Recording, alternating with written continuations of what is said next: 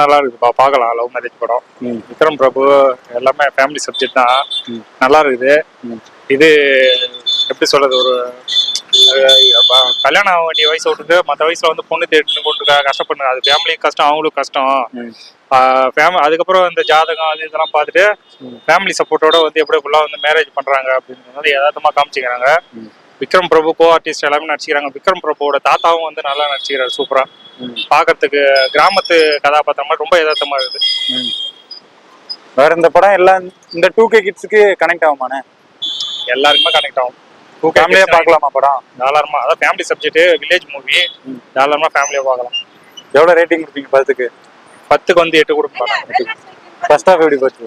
First half second half ரெண்டுமே okay தான் எனக்கு. லேக் எதுவும் இருக்கா படத்துல?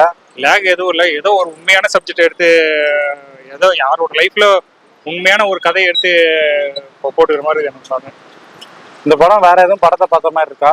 எந்த படமும் இல்லை. அதான் யதார்த்த வாழ்க்கையில வந்து ஒவ்வொருத்தவங்களுக்கும் ஒவ்வொரு ஸ்டோரி இருக்குல்ல. 30 வயசு கடந்து அந்த ஒரு ஸ்டோரி வந்து அழகா பண்ணிக்கிறாங்க. இப்ப கஷ்டம், அதுவும் இப்போ வந்து பொண்ணு தேடின்னு பொண்ணு எவ்வளவு கஷ்டப்படுறாங்க இந்த காலகட்டத்துல, அதை வந்து டைரக்டர் வந்து அழகா சொல்லிக்கிறாரு. இது பையன் வீட்டுல எப்படி எப்படிலாம் கஷ்டப்படுறாங்கன்றது. கூட்டு குடும்பத்துல, அதுவும் கூட்டு குடும்பத்துல இருந்தா என்னென்ன கஷ்டம்ன்றது ரொம்ப சூப்பரா சொல்லிக்கிறாங்க. உங்க லைஃப்ல எதுவும் கனெக்டிங்கான அந்த படத்துல சீன்ஸ் இருக்கு? எனக்குன்ட்டு இல்லை, எல்லாருக்குமே கனெக்டிங்கா இருக்குது. வந்து பாருங்க, படம் நல்லா இருக்கு.